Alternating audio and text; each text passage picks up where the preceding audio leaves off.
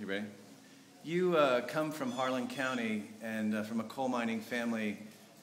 What is the day in, day out reality of living in an area where there's mountaintop removal and strip mining operations? What does it mean to live in these areas?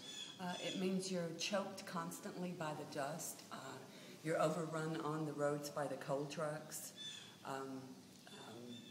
And the constant fear of if you complain, then someone in your family is going to lose their jobs. And you know, this has always been a boom or bust type of industry, so I think people are still sitting back hoping and praying that it's going to boom again. And what they don't understand is it has boomed again. It's just the jobs are no longer there. And the methods of mining coal today doesn't take many workers to do. Can you discuss the role of water and the role of mountaintop removal in contaminating and destroying streams, for example? Oh, yeah, well, this is like the 6th year that we've filed the Stream Saver bill here in Kentucky that simply says that you cannot dump mining waste in any stream in the state of Kentucky. And in Kentucky, in our last count, which was a couple years ago, we had lost over 2,000 miles of streams. Think about that. 2,000 miles of streams have been either buried or extremely impacted by mountaintop removal. And when you turn the earth upside down and then the water is running through that earth, then lots of heavy metals are leaching into the drinking water, into the creeks and the groundwater, which eventually leaks into the drinking water.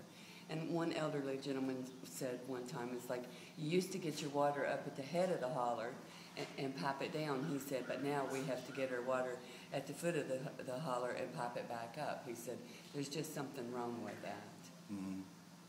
You know, we often talk about how strip mining and mountaintop removal have led to an incredible numbers of forced removal of American citizens, that you literally are blasted out of your area. Like, for example, my family in Eagle Creek was literally run off from their property from strip mining.